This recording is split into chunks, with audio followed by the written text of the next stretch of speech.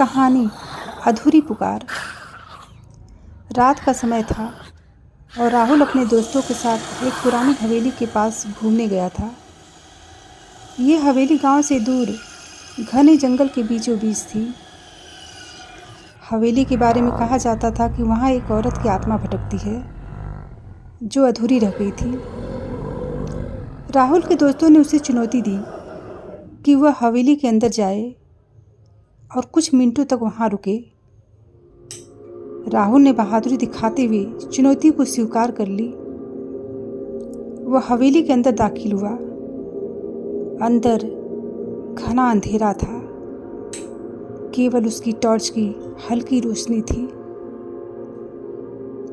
जैसे ही वो अंदर बढ़ा, उसे ठंडी हवा का झोंका महसूस हुआ। एक अजीब सी सरसराहट उसके कानों में पड़ी। अचानक उसकी टॉर्च बंद हो गई और चारों ओर घुप अंधेरा छा गया। राहुल के दिल की धड़कन तेज हो गई। तभी उसे एक धीमी सी आवाज सुनाई दी, कौन है यहाँ? राहुल ने डरते हुए पीछे मुड़कर देखा, लेकिन वहां कोई नहीं था। वह आवाज फिर से आई, इस बार और भी करीब से, मेरी मदद करो, मुझे बाहर निकालो।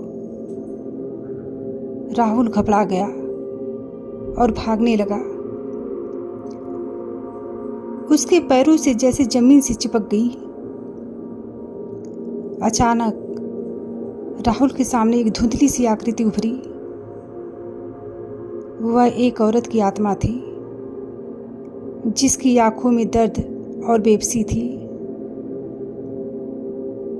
वह राहुल की ओर बढ़ी और धीमी आवाज में बोली, मेरी अधूरी पुकार कोई नहीं सुनता, कोई नहीं सुनता। राहुल चीखने की कोशिश कर रहा था, लेकिन उसकी आवाज जैसे गले में ही घुट गई। उस पल में वह समझ गया कि वह अब कभी बाहर नहीं निकल पाएगा। उसके दोस्त बाहर उसका इंतजार करते रहे, लेकिन राहुल कभी हवेली से बाहर नहीं आया। कहते हैं आज भी उस हवेली से रात को राहुल की चीखें सुनाई देती हैं, जो हमेशा के लिए वहाँ की एक अधूरी पुकार बन गया।